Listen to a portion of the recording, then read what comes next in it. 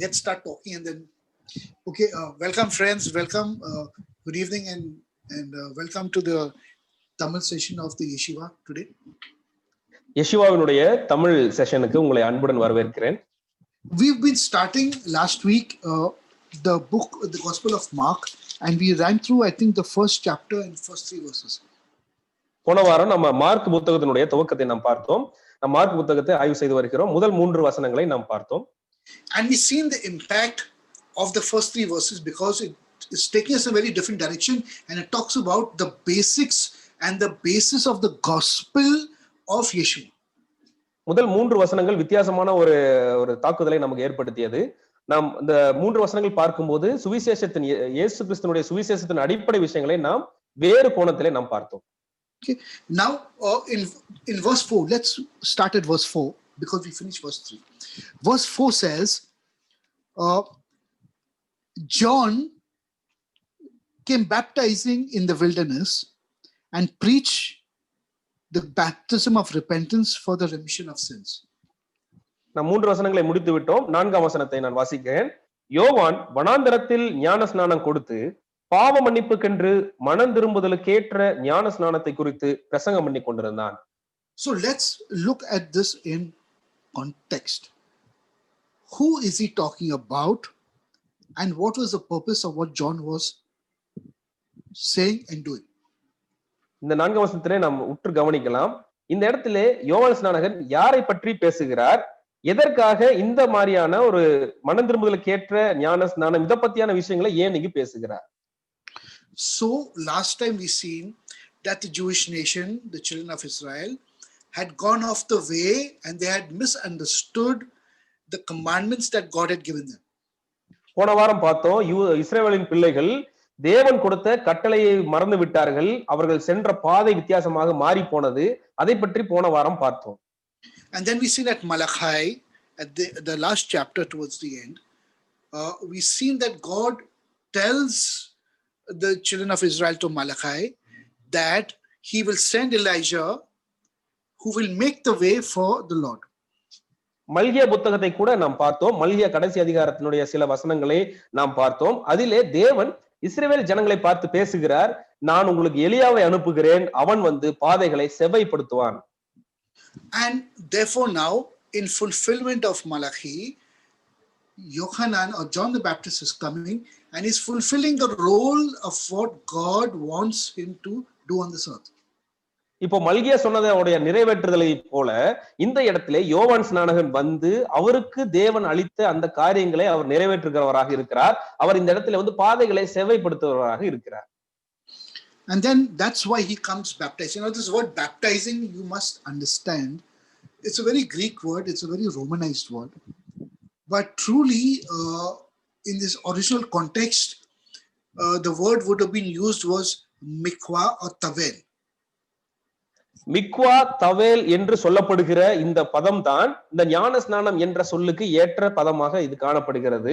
ஆனால் இந்த இடத்துல ஞான ஸ்நானம் என்கிறது ரோமர்கள் பயன்படுத்தியதாகவும் கிரேக்கர்கள் பயன்படுத்தியதான ஒரு சொல்லாக காணப்படுகிறது. So when I use the word mikwa, it's got to do with the concept of purity. When I use the word tavel, means it's got to do with something else.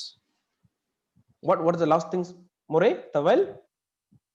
Tavel means it's got to do with something else, not purity. நான் மிக்வா என்று சொன்னால் அது வந்து பரிசுத்தத்தை குறிக்கிறது, சுத்தப்படுத்துதலை குறிக்கிறது. தவேல் என்று சொல்லும் பொழுது அது பரிசுத்தம் என்கிற சொல்லுடைய அர்த்தமாக வராமல் வேறொரு அர்த்தத்தை கொடுக்கிறதாக இருக்கிறது. So mikvah is typically a ritual bath where a Jewish woman or a man does ritual baths at certain times of their life and for certain occasions for a purification ceremony. அதாவது யூதருடைய கலாச்சாரம், இஸ்ரவேலுடைய கலாச்சாரத்தின்படி மிக்வா என்றால் அது ஒரு குளியல் என்று சொல்லப்படுகிறது. அன்றாடம் குளிக்கிற குளியல் அல்ல, ஏதோ ஒரு தருணங்களிலே திருமணமோ வேறு ஏதோ காரியங்களிலே அவர்கள் அந்த மாதிரியான குளியல்களை சடங்காச்சார குளியலாக எடுக்கிறார்கள். அது அதனுடைய அர்த்தம். But a tavel is a type of a mikvah, but it's got to do with a kind of repentance or coming back, a sign of coming back into the covenant. இந்த தவேல் என்ற சொல்லுக்கு மிக்வாவினுடைய ஒரு பகுதியாக வருகிறது. தவேல் என்று சொன்னாலும் அது குளியலினுடைய கலாச்சார குளியல் என்ற ஒரு பகுதியில் தான் வருகிறது. ஆனால் தவேல் என்றால் முற்றிலுமாக மனம் திரும்பி குணப்படுதலுக்கு ஏற்ற விதமாக பரிசுத்தத்திற்கு திரும்பி வரும் விதமான குளியலாக இது காணப்படுகிறது. So you can, so for a Jew, he could probably living a Jewish life, doing all the things he thinks is right, doing a mikvah as and when required, but suddenly when he realizes that he has done something really wrong, then he would have to do a tavel, which is a different thing compared to the mikvah. இப்பொழுது நல்லா கவனிங்கள், யூதர்கள் இந்த மாதிரியான கலாச்சாரங்களை அவர்கள் பின்பற்றி வருகிறார்கள். ஒரு யூதன் தன்னை என்ன பண்றாரு, ஒரு மிக்வா செய்கிறதாகவோ தவேல் செய்கிறதாகவோ நினைத்து கொண்டு அவர் செய்து கொண்டிருக்கிறார். அவருடைய பார்வையில் அது சரியானதாக காணப்படுகிறது. ஒரு சூழல் வரும் பொழுது அவர் ரியலைஸ் பண்றாரு, என்னன்னா இவ்வளவு நாள் செஞ்சிட்டு இருக்கிறது சரியான விஷயமா அப்படின்னு சொல்லிட்டு அந்த மிக்வாவுக்கும் தவேலுக்கும் சரியான முறையில செய்வதற்கு திரும்புகிறார். So tavel basically figuratively means something that's immersed or dipped or pushed into the water. For example, the Ark of Noah was like a tavel. It was pushed into the water. Or the earth in creation, when God separated the water from the waters, that the word that's used was the earth in the waters was tavel. So it was immersed in the waters. நன்றாக கவனியுங்கள், தவள் என்று சொல்லப்படுகிற சொல்லுக்கு சரியான அர்த்தம் என்னவெனில் ஒரு மூழ்கி ஒரு தண்ணிக்குள்ளாக நீருக்குள்ளாக மூழ்குவது என்று அர்த்தம். ஒருவர் நம்மை தண்ணிக்குள்ளே அமிழ்த்துவது என்று அர்த்தம். இதேதான் படைப்பு ஆதியாகமம்ல ஆண்டவர் படைக்கிறது அந்த விஷயங்களை சொல்லிட்டு வரும் பொழுது ஜலத்தை விட்டு பூமியில் இருக்கிற ஜலத்தை விட்டு ஜலத்தை பிரிக்கிறார். அப்படிங்கும் பொழுது இந்த தவேல் என்ற சொல்லுதான் அங்க பயன்படுத்தப்படுது. நோவா என்ன செய்யறார், அவருடைய பேழையை செய்யும் பொழுது அந்த நீருக்குள்ளாக அந்த பேழை உள்ளே சென்று வெளிவருகிறதாக இருக்கிறது. So John was coming to the children of Israel and telling them, listen, you have forgotten the path and the covenant that God gave Moses. Now come back and repent, because you'll need to find the truth again, and I have come to put you back on that path. யோவான் ஸ்நானகன் இந்த இடத்திலே வருகிறார். தன்னுடைய இஸ்ரவேல் ஜனங்களை பார்த்து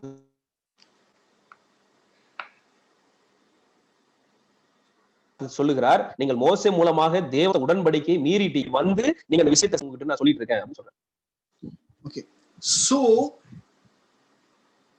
John, his name is Yochanan Hamakbil, John the Baptist came and he was bringing people in and making them come back to the original Torah and perfecting the path for Jesus, who was supposed to come and do what he was supposed to do.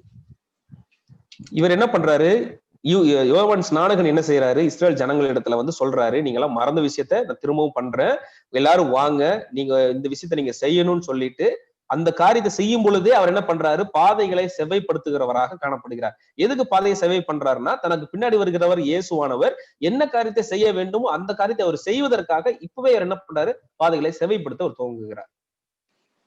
Okay, so verse 5 says, and they went out unto him all the land of Yehudah and they of Jerusalem, and they were all baptized of him in the river of Jordan, confessing their sins. So now they're hearing John the Baptist crying and preaching to them, and they realize that what they've been doing has been wrong, and now they've realized that they need to come back to the old paths. Therefore they accept the repentance and the baptism that John is giving them. 5ஆம் வசனத்தை பாருங்கள். அப்பொழுது யூதேயா தேசத்தார் அனைவரும் எருசலேம் நகரத்தார் யாவரும் அவனிடத்திற்கு போய் தங்கள் பாவங்களை அறிக்கையிட்டு யோர்தான் நதியில் அவனால் ஞான ஸ்நானம் பெற்றார்கள். இப்போ யோவான் ஸ்நானகன் சொன்னதை இஸ்ரேல் ஜனங்கள் கேட்டுட்டாங்க. யூதா தேசத்துல இருக்கிற அனைவருமே கூடி நிக்கிறார்கள். அவங்க இந்த மனம் திரும்புதலுக்கு ஏத்தமா என்ன பண்றாங்க, பாவங்களை அறிக்கிட்டு வரும் பொழுது அவர்களுடைய பூர்வ பாதைகளை அவர்கள் சிந்திக்க வேண்டும். கர்த்தர் கொடுத்த அந்த பூர்வ பாதைகளை நினைத்து மனம் திரும்பி வரணுங்கிற விஷயத்தை அந்த இடத்துல காணப்படுகிறது. Remember the words that God gave Malachi. He said, I will send you Elijah before the great and the terrible day of the Lord, and he will turn the hearts of the fathers to the children and the children back to the fathers. What do you mean by this? மல்கியா சொன்ன வசனத்தை இந்த இடத்துல நாம நினைவு கூறுவது மிக முக்கியமாக இருக்கிறது. அதுல என்ன சொல்றாரு, 5ஆம் வசனம், 4ஆம் அதிகாரம் 5ஆம் வசனம் மல்கியால, இதோ கர்த்தருடைய பெரிதும் பயங்கரமுமான நாள் வருகிறதற்கு முன்னே எலியாவை அனுப்புறேன்னு சொல்லிடுறாரு. அவர் வந்துட்டு இந்த இடத்துல என்ன பண்றாரு? பிதாக்களுடைய இருதயத்தை பிள்ளைகளிடத்திற்கும் பிள்ளைகளுடைய இருதயத்தை பிதாக்களிடத்திற்கும் திருப்புவேன் அப்படிங்கிற சொல்ற வசனத்தை இங்க நாம நினைவு கூற வேண்டும். During the time of 2000 years ago, just before our Lord Jesus came to this earth, the land of Israel and the neighboring nations were filled with baseless hatred and violence. இயேசு கிறிஸ்து வருவதற்கு அந்த 2000 வருஷத்துக்கு முன்னாடி, இயேசு பூமிக்கு வருவதற்கு கொஞ்ச நாளுக்கு முன்னாடி அந்த இஸ்ரவேல் ஜனங்களும் சரி, இஸ்ரவேல் தேசத்தாருடைய பக்கத்து தேசங்களும் சரி, எல்லாருமே ஒரு விதமான வெறுப்புணர்ச்சியிலும் பாவங்களிலும் அவர்கள் என்ன பண்றாங்க? ஊறி போய் கிடக்குறாங்க. And the Jewish nation were doing the same things that the other nations were doing. மற்ற தேசத்தார்கள் என்ன விதமான பாவத்துல விழுந்து கிடந்தார்கள், அதே போலதான் இஸ்ரவேல் தேசத்தார்களும் இருந்தார்கள். That is why Jesus in all the gospels keep telling the people, reconcile with your brother. Stop hating your brother. Before you give your sacrifices, go and reconcile with your brother. Love one another. The greatest of the commandments is that you love God and love your brother. All the dialogues were about loving your neighbor and loving your brother. அதனாலதான் நீங்க புதிய ஏற்பாட்டு வசனங்களை கவனித்து பார்த்தீர்கள் என்றால், உன்னுடைய சகோதரனோடு நீங்கள் ஒப்புரவாக வேண்டும், உன் சகோதரனை நீங்கள் நேசிக்க வேண்டும், நீங்கள் பலி செலுத்துவதற்கு முன்பாகவோ காணிக்கை செலுத்துவதற்கு முன்பாகவோ உன் சகோதரனோடு நீங்கள் ஒப்புரவாக்க வேண்டும். எல்லா பிரமாணங்களிலும் பெரிதான கற்பனை என்னவெனில், ஒருவரோடு அன்பு செய்யுங்கள், ஒருவருடைய சிநேகியுங்கள், உன்னிடத்தில் அன்பு கூறுவது போல பிறனிடத்தில் அன்பு கூறுங்க. இந்த மாதிரி அண்டை பக்கத்து இருக்கிறவன் நெய்பர் இவங்களிடத்துலதான் அன்பு செலுத்தணும்னு சொல்லிதான் அன்பை பத்தி ஆண்டவர் நிறைய புதிய ஏற்பாட்டு சுவிசேஷங்கள்ல பேசுகிறார். Now the only reason the temple was destroyed, the second temple was destroyed, was because of a thing called baseless hatred and mindless hatred.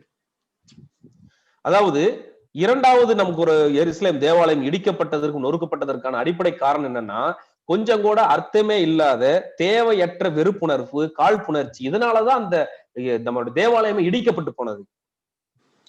Because people were fighting with each other, greed, they were robbing each other, their father and son, brother, sister, friend, they were all, causing sin with each other. And sin with each other breaks the kingdom of God, does not build it. அங்க என்ன நடக்குது? அவங்க உள்ளுக்குள்ள இருக்கிறவங்களே ஒருவர் காழ்ப்புணர்ச்சி, வெறுப்புணர்ச்சி, ஒரு அடிதடி நடக்குது. சகோதரன், அப்பா, அம்மா, சகோதரி யாரையுமே பார்க்காம என்ன பண்றாங்க? ஒருத்தர் வெறுப்புணர்ச்சியிலே வாழ்ந்துட்டு இருக்கிறாங்க. இதனாலதான் அங்க தேவனுடைய ராஜ்யம் வர வேண்டியது பிளவுபட்டு போனது. So the temple was the epitome of the building. That's why Jesus said that not one stone will be left overturned in this standing in this temple, because each stone resembled one person in the kingdom of God. இப்ப தேவன் என்ன சொல்றாருன்னா, இந்த ஒரு கல் மேல ஒரு கல் இராதபடிக்கு அழிந்து போகும் அப்படின்னு ஆண்டவர் ஏன் மென்ஷன் பண்றாரு அப்படின்னா, ஒவ்வொரு கல்லுமே ஒரு தனித்தனி ஆத்துமாவை குறிக்கிறது, ஒரு தனித்தனி நபரை குறிக்கிறது. அதெல்லாம் இணைஞ்சுதான் ஒரே விஷயமாக இருக்கிறது. அதான் இயேசு கிறிஸ்து அடிப்படையாக பேசுகிறார்.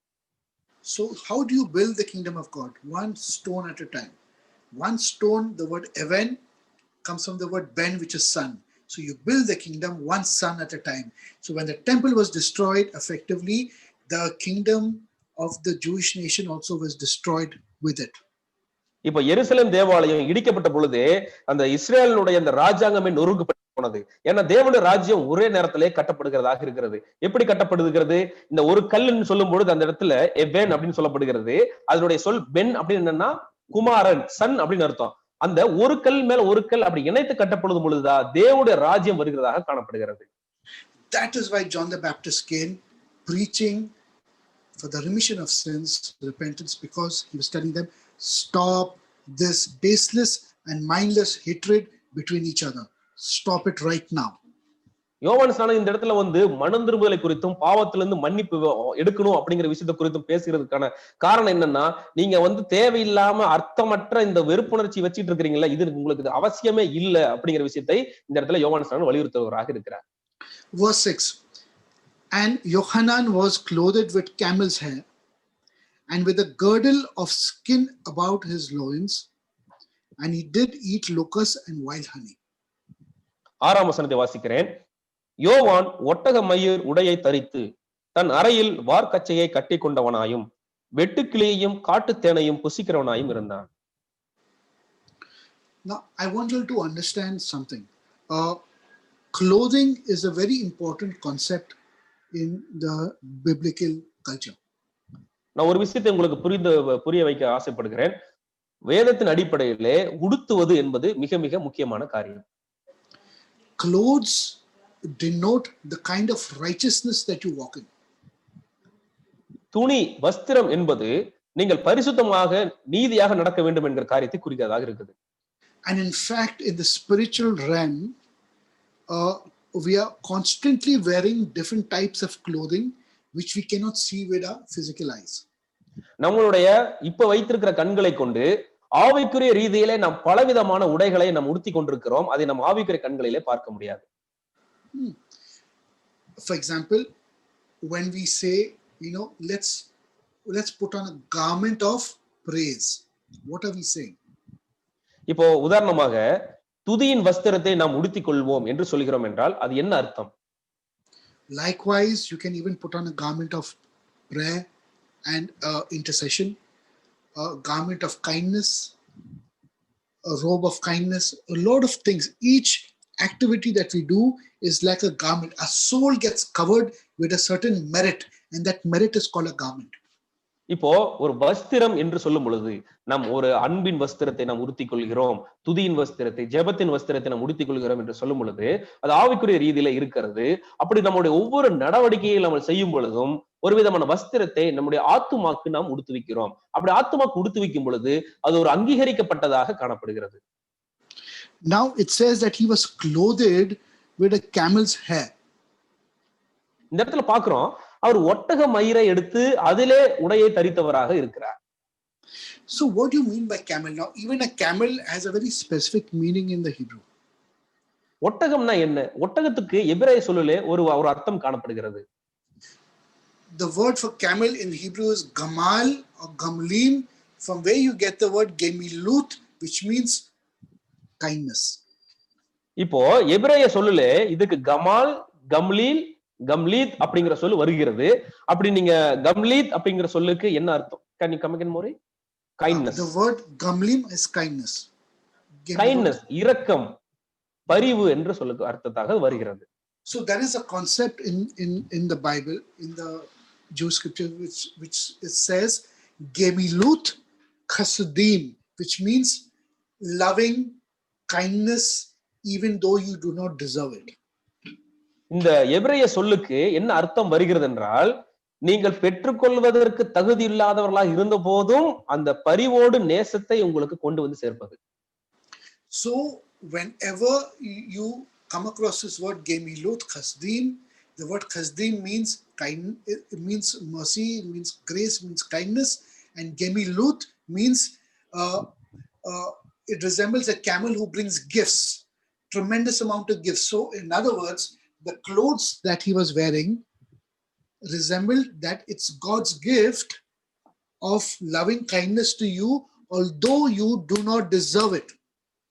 எவ்வளவு அருமையான ஒரு சத்தியமா காணப்படுகிறது. யோவான் ஒட்டக மயிரை உடையாக தரித்தவராக இந்த இடத்துல வருகிறார்.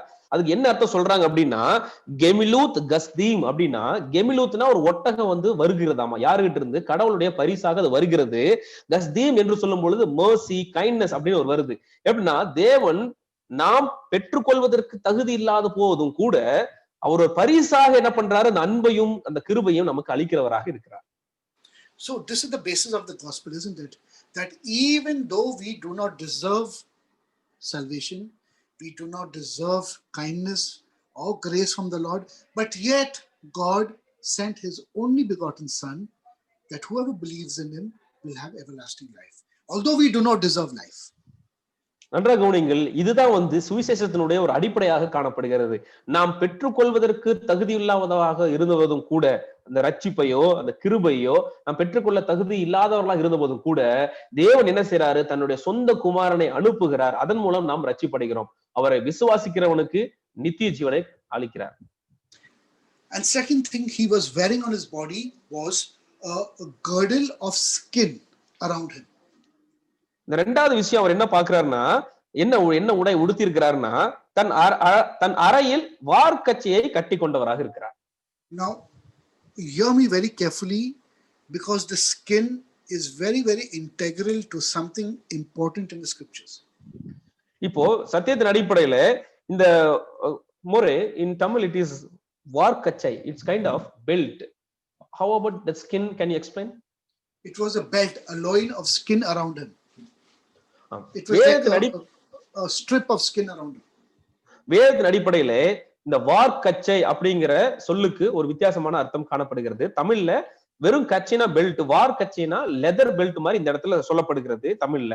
அப்போ இத வந்து சத்தியத்தின் அடிப்படையில் மிக முக்கியமான கருதப்படுகிறது என்று சொல்கிறார். Now, do you remember in the book of Genesis that when Adam and Eve sinned, God made them garments of skin and gave them? நன்றாக யோசித்து பாருங்கள். ஆதியாகம புத்தகத்திலே ஆதாமும் ஏவாளும் பாவம் செய்த பொழுது தேவன் அவர்களுக்கு தோலினாலே ஏற்படுத்தப்பட்ட ஒரு உடையை உடுத்துவிக்கிறார். So I have to explain this properly to all of you. Before they sinned, they were physical beings, but their physicality was much like the resurrected body of our Lord Jesus Christ. It was ethereal. It was physical, but yet it was not physical. இது வந்து எதை சொல்லப்படுறாங்கன்னா, ஆதாமும் ஏவாளும் பாவம் செய்வதற்கு முன்பாக அவர் ஒரு physical பாடியில தான் இருந்தாங்க. நமக்கு இருக்கிற அந்த மாம்சத்துல தான் இருக்கிறாங்க. இது எதற்கு ஒப்பிடுகிறார் அப்படின்னா, இயேசு கிறிஸ்து உயிர் தெழுந்த பின்பாக எப்படி இருந்தாரோ அதை போல அவர்கள் இருக்கிறார்கள். அவர்கள் மாம்சத்தில் இருந்தாலும் இல்லாததை போல அவர்கள் நிரப்பப்பட்டிருந்தார்கள்.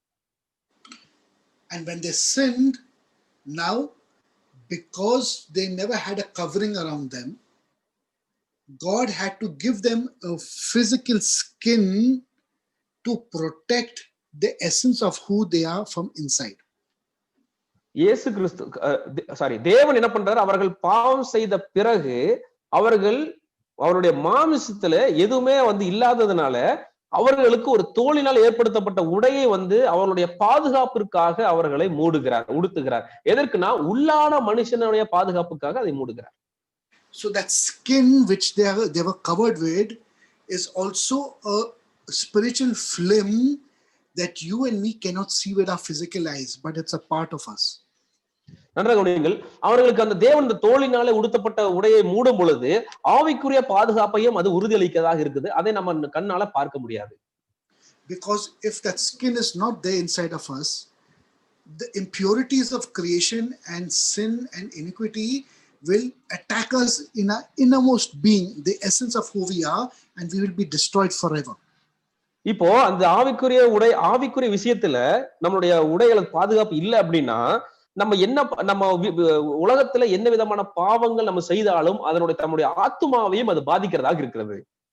So what is the practical use of the skin that God gave Adam and Eve and you and me who have inherited the skin inside of us? அதாவது நமக்கு தேவன் நமக்கு கொடுத்திருக்கிறார். ஆதாமுக்கும் ஏவாளுக்கும் அந்த தோலினாலே ஏற்படுத்தப்பட்ட உடையை கொடுத்திருக்கிறார். அந்த உடையை கொடுத்திருப்பதற்கான காரணம் என்ன? ஏன் அதை கொடுக்க வேண்டும்? It is like a filter for our being. நம்ம வாழ்ற வாழ்க்கைக்கு அது ஒரு எப்படி சொல்றது, வடிகட்டி போல காணப்படுகிறது. Each time we do something wrong and the impurities of creation and of this world want to attack us because of our sin, it comes and it gets stuck on this invisible skin around us and it forms dirty patches and filthy patches on the skin. நமக்கு இருக்கிற அந்த ஆவிக்குரிய அந்த பாதுகாப்பாக இருக்கிற அந்த உடை நாம் செய்கிற பாவங்களினாலே பாவத்தினுடைய அந்த இம்பியூரிட்டி, பாவத்தினுடைய அந்த அழுக்குகள் நம்முடைய ஆத்மாவையும் தாக்கி அது என்ன பண்ணுது, ஒன்றுக்கு மேல ஒன்றாக அடுக்கடுக்காக நம்முடைய பாவங்கள் நமக்கு முன்பாக சேர்த்து கொண்டே போகிறது. So God put that there so that all these impurities do not destroy us. And now at some point of time, that impurities on the skin need to be removed. It needs to be cleansed, and there was a process of doing it. இப்போ அந்த மாதிரியான விஷயங்கள் நம்மை தாக்க கூடாது என்பதற்காக தான் தேவன் என்ன பண்றார், ஒரு கட்சியை நமக்கு உடுத்துவிக்கிறவராக இருக்கிறார். அந்த கட்சியை நாம் உடுத்துவிக்கும் பொழுது பாவம் நம்மை மேற்கொள்வதில்லை, அதற்கு ஒரு பாதுகாப்பை அவர் அளிக்கிறார். So in the Old Testament, they used the blood of an animal to remove this impurities from the outside, but the innermost being of the human being was still not having salvation.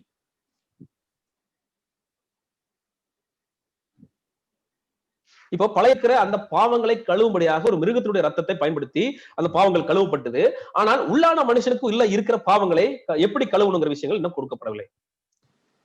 That is why the reason why Jesus had to come was not only to give you salvation from the inside, but also his blood cleanses the skin from the outside.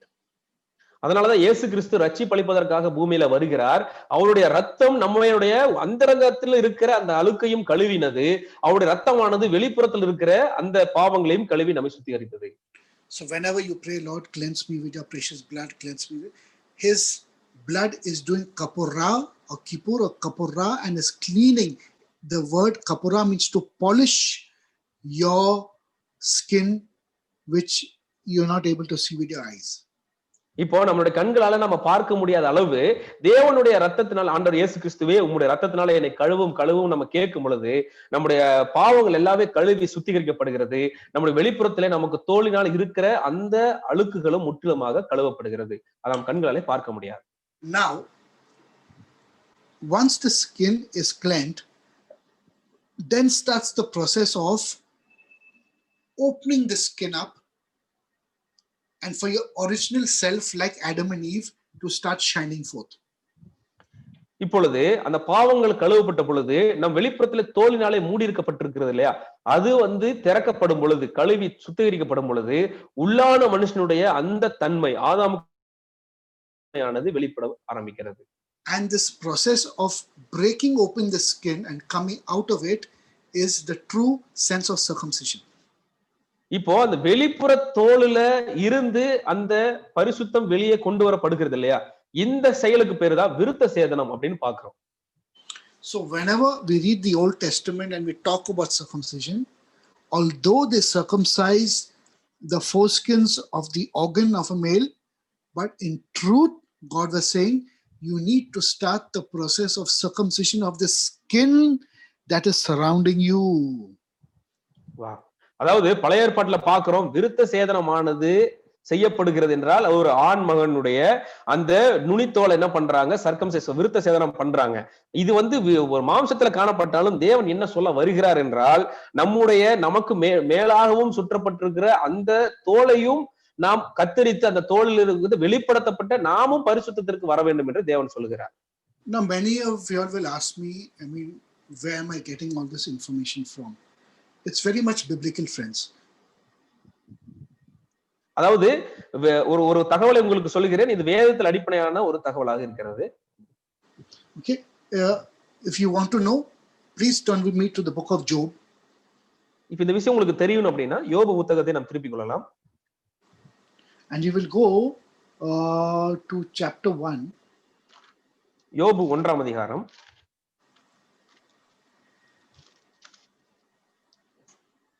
And we will read verse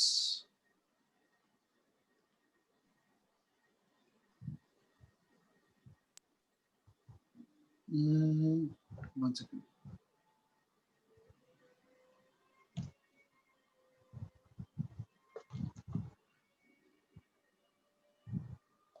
Let me find this verse.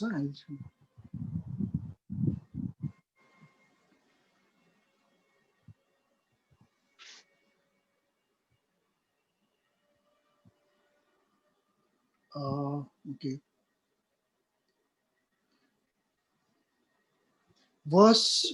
Chapter 2, sorry. We'll go to chapter 2. And we'll read verses 1 to 4. Can you read verses 1 to 4?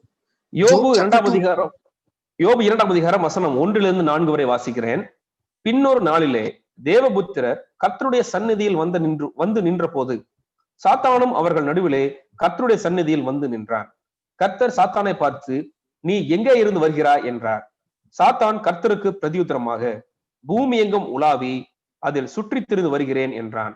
அப்பொழுது கர்த்தர் சாத்தானை நோக்கி, நீ என் தாசனாகிய யோபின் மேல் கவனம் வைத்தாயோ?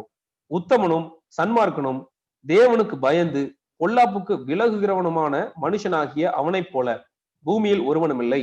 முகாந்தரம் இல்லாமல் அவனை நிர்மூலமாக்கும்படி நீ என்னை ஏவின போதிலும் அவன் இன்னும் தன் உத்தமத்திலே உறுதியாய் நிற்கிறான் என்றார். சாத்தான் கர்த்தருக்கு பிரதியுத்தரமாக, தோலுக்கு பதிலாக தோலையும் தன் ஜீவனுக்கு பதிலாக தனக்கு உண்டான எல்லாவற்றையும் மனுஷன் கொடுத்து விடுவான். What will a man give for his soul? Skin for skin. Satan knows the protection God gave humanity, and that is what he's attacking. நல்லா கவனியுங்கள். இந்த 4ஆம் வசனத்துல சாத்தானுக்கு ஒரு விஷயம் தெரிகிறது. மனுஷன் என்ன செய்வானா, தோலுக்கு பதிலாக தோலை கொடுத்துருவானா. தேவன் மனிதனுக்காக ஏற்படுத்தப்பட்ட இந்த ப்ரொடெக்ஷன், இந்த பாதுகாப்பு என்ன அப்படிங்கிறது சாத்தானுக்கு தெரிந்திருக்கிறது. So impurities and sin gets attached to your skin. That is why you need the blood of our Lord Jesus Christ to clean your skin.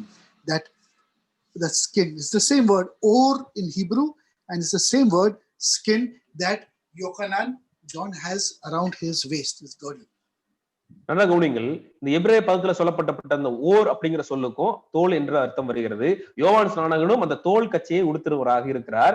இதனாலதான் நம்ம மேல இருக்கிற ஒரு மாம்சத்து கரைப்பட்டிருக்கும் பொழுது, பாவங்களினாலும் அசுத்தங்களினாலும் கரைப்பட்டிருக்கும் பொழுது இயேசு கிறிஸ்துவின் ரத்தம் அதை கழுவுவதற்கு தேவைப்படுகிறது. In other words, John the Baptist was not only telling you that I come bringing Gemilut Chasdim or loving kindness and mercy, even though you do not deserve it, but also I am showing you that the skin that you are not circumcised, because I'm wearing the skin, it reminds the Jewish people that the skin needs to be circumcised. Only a Jew understands this. A Christian will never understand this. இந்த வசனம் நன்றா கவனிங்கள். யோவான் ஸ்நானகன் என்ன பண்றாரு, தன்னுடைய அறையிலே ஒருவித தோல் உடையை அணிந்திருக்கிறார். அவர் யூதர்களுக்கு சொல்லுகிறார். இது கிறிஸ்தவர்களுக்கு அந்த சூழ்நிலையிலே புரிந்திருக்க வாய்ப்பில்லை, இது யூதர்களுக்கு புரியும். அந்த இடத்துல யோவான் ஸ்நானகன் என்ன சொல்றாரு, எல்லா மாംசமும் கரைப்பட்டிருக்கிறது, நம்ம இதற்கு ஞானஸ்நானம் எடுக்கிறோம் எல்லாமே சொன்னாலும் அந்த அவர் உடையில அணிந்திருக்கிற அந்த அந்த தோல்னால் உடைப்பட்ட அந்த பெல்ட்டை பார்த்துட்டு யூதர்கள் புரிஞ்சு கொள்றாங்க, நமக்கு ஒரு தோலை சர்க்கம்சைஸ் விருத்த சேதனம் செய்யப்படுவது அவசியம்ங்கிறத நினைவுபடுத்தும் விதமாக யோவான் ஸ்நானகன் அந்த உடையை அணிந்திருக்கிறார். You see, only a Jew understands all this when he sees it. A Christian will never understand it because they don't know the basics of the Bible, my friends. இப்போ கிறிஸ்தவர்களாக இருப்பவர்களுக்கு இந்த வசனத்தினுடைய அடிப்படை சத்தியம் புரிவதில்லை. இது யூதர்களுக்கு இது புரிகிறதாக இருக்கிறது. Today we are learning this because by God's grace the word of God is being opened out to us slowly and slowly and surely. இந்த வசனமானது கர்த்தருடைய கிருபையினாலே நமக்கு வெளிப்படுத்தப்பட்டிருக்கிறது. இது ஒவ்வொரு நாளும் பொறுமையாக கர்த்தர் எல்லாவற்றையும் நமக்கு வெளிப்படுத்தி காண்பிக்கிறவராக இருக்கிறார். And he ate locusts and wild honey. You know what a locust is? Locust is something that eats grains. It's a vegetarian thing, so it's kind of kosher, acceptable to eat. 6ஆம் அதிகாரத்துல 6ஆம் வசனத்துல பாக்குறோம், வெட்டுக்கிளையும் காட்டுத்தேனையும் புசிக்கிறவனாம இருந்தான்னு பாக்குறோம். ஏன் வெட்டுக்கிளி புசிக்கிறாருன்னா, வெட்டுக்கிளி சாப்பிடுறது அது ஒரு வெஜிடேரியன், அது சாப்பிடுறது அங்கீகரிக்கப்பட்ட ஒரு விஷயம் தான். And he ate wild honey. ஆனா அவர் காட்டுத்தேனை புசிக்கிறார். Now, whenever the Bible talks about honey, it does not talk about bee honey. வேதத்தின் அடிப்படையில எந்த இடத்துல தேன் அப்படின்னு வந்தாலும் அது தேனியினால கிடைச்ச தேன் அப்படின்னு சொல்ற அர்த்தத்துல வரதில்லை. So the concept of honey from the Bible can be honey or it could be the essence of any sweet fruit. Sweet fruit. Yeah, the juice, the thickening juice of any fruit that is sweet. வேதத்தின் அடிப்படையில தேன் எங்கெங்கெல்லாம் சொன்னாலும், இப்போ ஒரு பழத்தை பிழிந்த பொழுது ஒரு விதமான எசன்ஸ் கிடைக்குது இல்லைங்களா, பழத்தை பிழிந்ததுக்கு அப்புறம் ஒரு சாறு மாதிரி வருது இல்லையா, அது இனிப்பு தன்மை உடையதாக இருக்கிறதுனால எந்த இடத்துல மென்ஷன் பண்ணாலும் அந்த விதமா ஒரு பழச்சாறை குறிப்பதாக இருக்கிறது. But in all circumstances, whenever it talks about honey in the Bible, it talks about the juice of the date honey. இப்போ வேதத்துல எங்க நீங்க தேன்னு படிச்சாலும் இது என்ன பண்றாங்க, இந்த பேரிச்சம் பழத்தை பிழியும் பொழுது ஒரு ஜூஸ் வருது இல்லைங்களா, ஒரு சாறு, அதைத்தான் குறிப்பதாக இருக்கிறது. If you go to Israel and if you happen to go to people's houses for Shabbat and you have Shabbat meal with them, when they break bread and they drink honey, most of the houses use date honey as wine. இப்ப நீங்க யூதருடைய வீட்டுக்கு போறீங்க, யூதருடைய இடத்துக்கு போறீங்கன்னா அவங்களோட சேர்ந்து அந்த ஓய்வு நாள்ல இருக்கிறீங்க அப்படின்னா அவங்களோட திருவிருந்துக்கு நீங்க பங்கெடுக்கிற மாதிரி பங்கெடுத்தீங்கன்னா அவங்க அப்பத்தை உண்டதுக்கு அப்புறமும் அந்த அந்த பழச்சாறை அவர்கள் உண்பார்கள். அந்த பழச்சாறு எதிலிருந்து எடுக்கப்படுகிறதுனா பேரிச்சம்பழத்தை பிழிவதனாலே வந்த சாறை அவர்கள் எடுத்து அதை ஒரு வைன் மாதிரி திராட்சை ரசமாக அவர்கள் அந்த ரசத்தை போல அவர்கள் பருகுகிறார். Now, there's another study about the date tree, which I probably will be able to do at some other time with y'all. It's too advanced. But the date tree is a resemblance of kingdom, kingship. The date fruit is about kingship and about kingdom in the Jewish context. யூதர்களுடைய பொருள் படுகிறது என்னவென்றால், இப்ப நமக்கு time கிடைச்சதுன்னா இன்னொரு நாள் வந்து பேரிச்சை மரத்தை பத்தி ஒரு நாள் நம்ம ஸ்டடி பண்ணலாம். பேரிச்சை மரம், பேரிச்சம் பழம் என்று சொன்னாலே அது வந்து ராஜாங்கம், ராஜ்யம் அப்படிங்கிற ஒரு அர்த்தத்தை குறிப்பதாக யூத பொருள்களிலே வருகிறது. So everything that was on John the Baptist's body had some significance and had some spiritual meaning. யோவான் தன்னுடைய உடம்புல என்ன விதமான உடைகள் அணிந்திருந்தாலும் அவர் என்ன சாப்பிடுகிறவர் இருந்தாலும் எல்லாத்துக்கும் வேதத்தின் அடிப்படையில ஒரு காரணம் இருந்தது.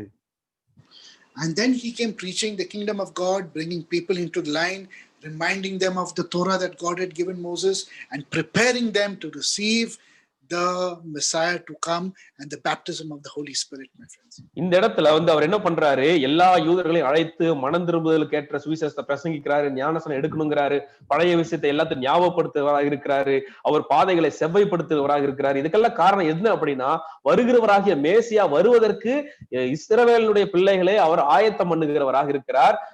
அவர்களுக்கு பரிசுத்த ஆவியானவருடைய ஞானஸ்நானமும் அபிஷேகமும் அவர்களுக்கு தேவை என்பதையும் அவர் நினைவுபடுத்துவராக இருந்தார். Now read verses 9 and verse 10. வசனம் 9-10 வாசிக்கிறேன். அந்த நாட்களில் இயேசு கலிலேயாவில் உள்ள நாசரேத் ஊரிலிருந்து வந்து யோர்தான் நதியில் யோவானால் ஞான ஸ்நானம் பெற்றார்.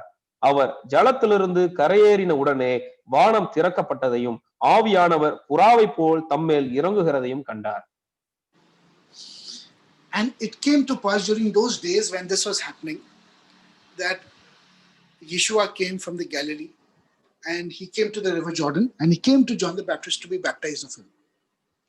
இப்போ அந்த காலத்துல நடக்கிற இந்த விஷயத்தை பாருங்க. இயேசு கலிலேயில இருந்து வராரு, நேரா யோர்தான்ட்ட வராரு, யோவான்ட்ட ஞானஸ்நானம் வாங்குறதுக்காக வராரு.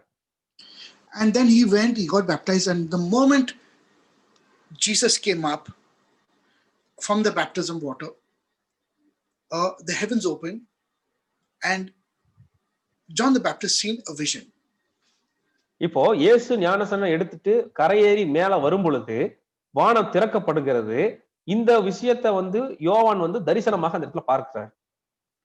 And he seen the heavens open, means like a portal or a door or window open in the heavens like this, and the Holy Spirit that descended from God the Father, when he came not in the form of a dove but like a dove.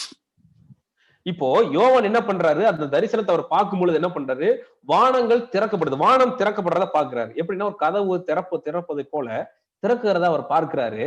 புறாவை போல வருகிறார். அதாவது இயேசு கிறிஸ்துவின் மேல பரிசுத்த ஆவியானவர் பிதாவிலிருந்து புறப்பட்டு வருகிறார்.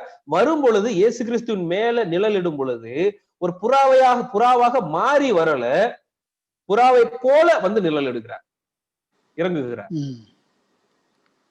You know, it's very interesting. The word dove in Hebrew is the word Yonah. இந்த எபிரேய மொழியிலே டவ் அப்படிங்கிற சொல்லப்படுறதுக்கு என்ன சொல் வருகிறதுனா யோனா அப்படிங்கிற சொல் வருகிறது. And the name for Yohanan also comes from the same word, Yohanan. இப்போ யோவான் அப்படிங்கிற சொல், யோஹன்னான் அப்படிங்கிற சொல்லும் கிட்டத்தட்ட ஒரே அர்த்தத்துடையதாக வருகிறது. So in other words, Yohanan also is referred to like a dove.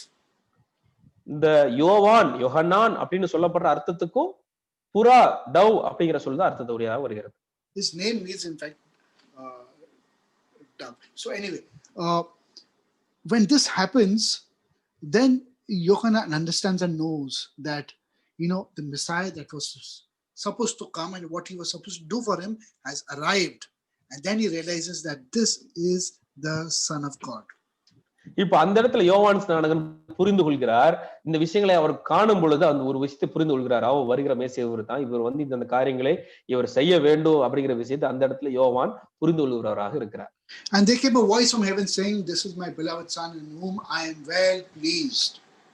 அந்த இடத்துல 11ஆம் வசனம். அப்போ ஒரு சத்தம் கேக்குது. அன்றியும் நீர் என்னுடைய நேசகுமாரன், உம்மில் பிரியமா இருக்கிறேன் என்று வானத்திலிருந்து ஒரு சத்தமும் உண்டாகுது. So my point is that if God is in the heavens and his Holy Spirit is descending, and then there is a voice speaking, but Jesus is on this earth, I mean, what is happening out here? I don't understand what's happening. இப்போ நல்ல கவனிங்க, இயேசு கிறிஸ்து பூமியில் இருக்கிறாரு. இந்த மாதிரி விஷயங்கள் நடக்கும் பொழுது வானங்கள் திறக்கப்படுது, பரமண்டலங்கள் திறக்கப்படுது. அங்கிருந்து பரிசுத்தர் கிளம்பி வராரு, இயேசு கிறிஸ்து மேல நிழலிட்டு இருக்கிறாரு. அது போக ஒரு சத்தமும் கேக்குது. இத பார்க்கும்போது ஒரு விஷயம் எனக்கு புரியல. உங்களுக்கு என்ன புரியுது? Now friends, this is a very great mystery. People don't understand this. இது வந்து மக்களால புரிந்து கொள்ள முடியாத ஒரு மிகப்பெரிய புதிராக இது காணப்படுகிறது. When God spoke into creation, the words that he spoke became physical reality. இப்போ தேவன் வந்து எல்லாவற்றையும் படைக்கும் பொழுது அவர் வாயில வார்த்தையாக தான் பேசினார். ஆனா எல்லாமே அது வந்து என்ன பண்றது, ஒரு காணப்படுகிறதாக ஒரு மாம்ச பொருள்களாக எல்லாம் உண்டானது. And it's that spiritual reality now, because of the sin of Adam also, that spiritual reality got affected. இப்ப அந்த ஆவிக்குரிய ரீதியில இருந்த அந்த விஷயங்கள் எல்லாமே ஆதாம் பாவம் செய்யும் பொழுது எல்லாமே மாறி போனது. So that physical reality now also needs to be reborn and regenerated all over again. இப்ப நமக்கு இருக்கிற அந்த மாம்சத்துக்குரிய விஷயங்களும் திரும்ப திரும்ப அது மறுபடியும் புதுப்பிக்கத்தக்கதாக, மறுபடியும் பிறக்கத்தக்கதாக விஷயங்கள் ஏற்படுத்தப்பட வேண்டும். So God spoke that same word again into the womb of Miriam. தேவன் அன்று சொன்ன அதே வார்த்தையை தான் திரும்பவுமாக மரியாளுடைய கருவில இருக்கும் பொழுது அதே சத்தத்தை தேவன் கொடுக்கிறவராக இருக்கிறார். And all of the physical reality that you see all around you was embedded into a body in the womb of Miriam. இப்ப நீங்க பார்த்து கொண்டிருக்கிற படைப்புகள், நீங்க கண்ணால பாக்குற சுத்தி பார்க்கிற எல்லா படைப்புகளுமே வார்த்தையால அவர் உண்டாக்குன அதே வார்த்தை தான் இப்போ மரியாளுடைய கருவிலும் இருக்கிறது. And that body, that physical body, was born as a man and grew as a man, but yet it retained the power of the physical creation in its essence. I don't get you, More. Please come again. So that physical body of Jesus, although it was a physical body of a man, but it's still the word of God, because it's the word that God spoke into the womb of Mary. It's the same thing as the power of all of creation in the womb of Mary. இப்போ தேவன் படைத்த எல்லாவற்றையும் அவர் வார்த்தையால சிருஷ்டித்த எல்லா காரியமும், எல்லா வார்த்தையால படைத்த எல்லாமே மரியாளுடைய கருவிலும் இருக்கிறது. அதனுடைய வல்லமை இன்னும் அதுக்குள்ள இருக்கிறது. So the beauty of this is, let me explain to you. The physical body of Jesus was a vessel to contain the Holy Spirit of God. இயேசு கிறிஸ்து மனிதனாக வளர்ந்தார், மாம்சத்தில் இருந்தார். அந்த மாம்சத்தில் இருக்கிற இயேசுவுக்கு ஆவியானவர் அவர் பாத்திரமாக இருக்கிறார். மாம்சத்துல வந்து இயேசு ஒரு பாத்திரமாக இருக்கிறார். அந்த பாத்திரத்தை ஆவியானவர் நிரப்புகிறவராக இருக்கிறார். Because in Colossians 1:19 says that in him dwelt the fullness of God. கொலோசியர் 1:19 சொல்லுகிறது, அவர் சகல பரிபூரணமும் அவருக்குள்ளே வாசமாக இருக்கிறது. And even in chapter 2 of Colossians, that it pleased the Father for his dwellness to dwell inside of him. இப்போ இரண்டாம் அதிகாரத்திலே பார்க்கிறோம், கொலோசியர் 2ல. which was more, can you come in? Colossians, I don't remember, but it's 1 second. Colossians 1, let me open it.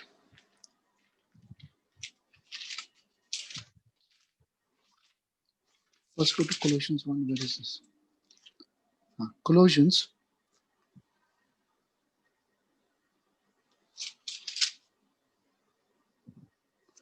1:19, for it pleased the Father that in him should all fullness dwell.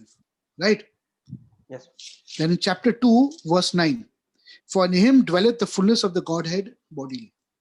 நன்றாக கவனியுங்கள், இயேசு கிறிஸ்து மாம்சத்தில் இருந்தாலும் தேவனுடைய அந்த நிரப்புதல் தேவைப்பட்டது. கொலோசியர் 1:19 பார்க்கிறோம், சகல பரிபூரணமும் இயேசு கிறிஸ்துக்குள்ள வாசமா இருந்தது என்று பார்க்கிறோம். கொலோசியர் 2:9 தேவத்துவத்தின் பரிபூரணம் எல்லாம் சரீர பிரகாரமாக அவருக்குள் வாசமா இருக்கிறது. அப்ப மாம்சமா அந்த இயேசு கிறிஸ்துவுக்குள்ள தேவனுடைய பரிபூரண வல்லமையும் நிறைந்திருக்கிறது என்று பார்க்கிறோம். Although the physical body of Jesus was a physical body like a man, but the essence of it, the root of it was still divine. That means just as the physical creation is like a vessel that contains the presence of God, so does the physical body of Jesus also contain the fullness of God on this earth. இயேசு கிறிஸ்து பூமியில இருந்தாலும், அவர் மாம்சத்துல மனிதனை போல மனிதனாக இருந்தாலும், அவருக்குள்ள தேவத்துவம், அந்த டிவைனிட்டி, தேவனுடைய பரிபூரணம் அவருக்குள்ளே வாசமாக இருந்தது. இப்ப நம்ம சுற்றி பார்க்கிற எல்லா படைப்புகளுக்குள்ளும் தேவனுடைய பரிபூரணம் நிச்சயமாக இருக்கிறது. அதே விஷயம் இயேசு கிறிஸ்துக்குள்ளாகவும் அவர் பூமியில் இருந்த பொழுது இருந்தது. That is why it says also that God does not give him the spirit without any measure. Fullness of the spirit is in our Lord Jesus. அதனாலதான் இயேசு கிறிஸ்துவுக்குள்ள தேவன் அவரை நிரப்பும் பொழுது இவ்வளவுதான் நிரப்பணும், அவ்வளவுதான் நிரப்பணும்னு எந்தவித அளவீடுகள் இல்லாமல் பரிபூர்ணமாக, முற்றிலுமாக, அளவே இல்லாமல் தேவன் இயேசு கிறிஸ்துவை நிரப்பினார். That is why when he died on the cross and he shouted his last breath, there was an earthquake because all of creation shuddered and broke into an earthquake. இதனாலதான் இயேசு கிறிஸ்து சிலுவையிலே மரிக்கும் பொழுது தன்னுடைய ஆவியை பிதாவினிடத்தில் ஒப்புவிக்கும் பொழுது அந்த முற்றிலும் பூரணமான அந்த வல்லமையுடைய தேவத்துவமானது வெளியே போறதுனால பூமி முழுவதும் அப்படியே மற்ற படைப்புகளுமே அப்படியே நடுங்கி என்ன ஆச்சு, பூகம்பமே ஏற்பட்டு பூமி அதிர்ச்சி உண்டாகத்தக்கதாக பிளந்து போனது. So I have shared something of very, very deep spiritual mystery to you about the divinity of our Lord Jesus, friends. இயேசு கிறிஸ்துவினுடைய தேவத்துவம் என்ன அப்படிங்கிற விஷயத்தை நான் என்ன பண்ணிருக்கிறேன், உங்களுக்கு இது புரிந்து கொள்ள முடியாத புதிரை உங்களுக்கு அழகாக நான் விளக்கி இருக்கிறேன். And even in this first chapter we've touched so many important topics only in one chapter, friends. Much more if we cover the rest of the Gospel of Mark. Mark 1ஆம் அதிகாரத்திலேயே நம்ம எண்ணற்ற சத்தியங்கள் புதைஞ்சு கிடக்குது, நிறைய பார்க்க வேண்டியது இருக்குது. இதை நம்ம தொடர்ச்சியா பார்த்தோம்னா இன்னும் ஏராளமான சத்தியங்கள் புதிர்களை நாம பார்க்க முடியும். I will not go any further because I think this is enough for one day. This is enough information for you all to digest. It's very, very deep. I want you all to think, reflect, understand, and meditate on all that we've learned today. இப்ப நம்ம பார்த்திருக்கிற விஷயமே போதும் நான் நினைக்கிறேன். ஒரு நாளைக்கு இது போதும்னு நினைக்கிறேன். ஏன்னா இது எல்லாவற்றையும் நம்ம மனதில் புரிந்து கொள்வதற்கு மிக மிக கடினமான சத்தியமாக இருக்கிறது. இதை நீங்க திரும்பவும் படித்து பாருங்கள், எல்லாவற்றையும் புரிந்து கொள்ளுங்கள். நாம் தொடர்ந்தாக நிறைய விஷயங்களை நாம பார்க்கலாம். Okay, friends.